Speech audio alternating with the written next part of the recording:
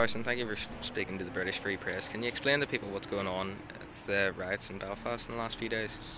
Well, especially to Britain First friends in England and America, Canada, Australia and across the world, it must look pretty strange when you see people who regard themselves as British patriots out fighting hand to hand with the police in the streets of Belfast. So I'll put it in context for you. Let me put it first in an American context. Can you imagine, for example, Al-Qaeda or a Taliban group asking the authorities of New York for permission to do a parade down to Ground Zero, where they can celebrate their wonderful work in killing 3,500 people in the Twin Towers? Now that would be ridiculous enough to imagine. But then imagine if the New York authorities granted permission for this march.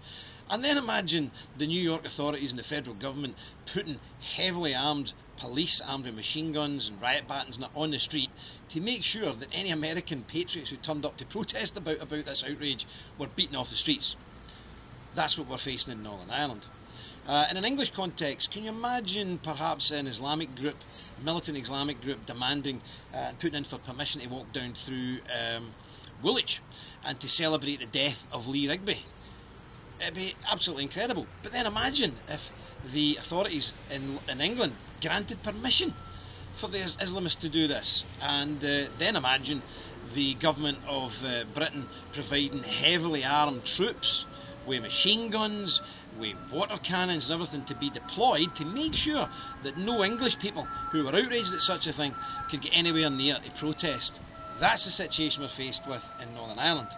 We had a group of people who are dissident Republicans, i.e. they're not in ceasefire, they're still killing people. They killed 2 English soldiers a couple of years ago as they were waiting their pizza delivery, and they also recently killed a prison officer. We have these people wanting to walk through the centre of Belfast, past the very spots that people have lost their lives to terrorist bombs and terrorist shootings.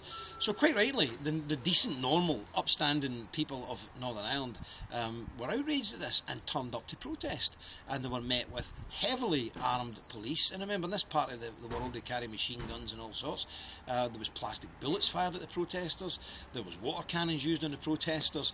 You know, where else in the world, where else on the planet would this madness happen? It's completely and utterly absurd that we allow these people to march through. Now, I would guarantee you Al-Qaeda would not get marching to Ground Zero in New York. I don't think militant Islamists would be allowed to walk through Woolwich and rejoice in the death of Lee Rigby. So why in God's name are militant and dangerous and murderous Republicans allowed to walk the streets of Belfast?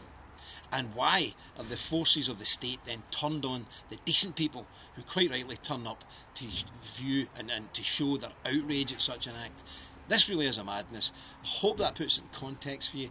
You know, we're trying to work towards peace in this country, but these type of actions are not on. And, you know, the police are in a difficult position. The police have behaved very badly, but at the same time, the police should never be put in a position of trying to police such an unjustifiable and such an absolute affront to public decency.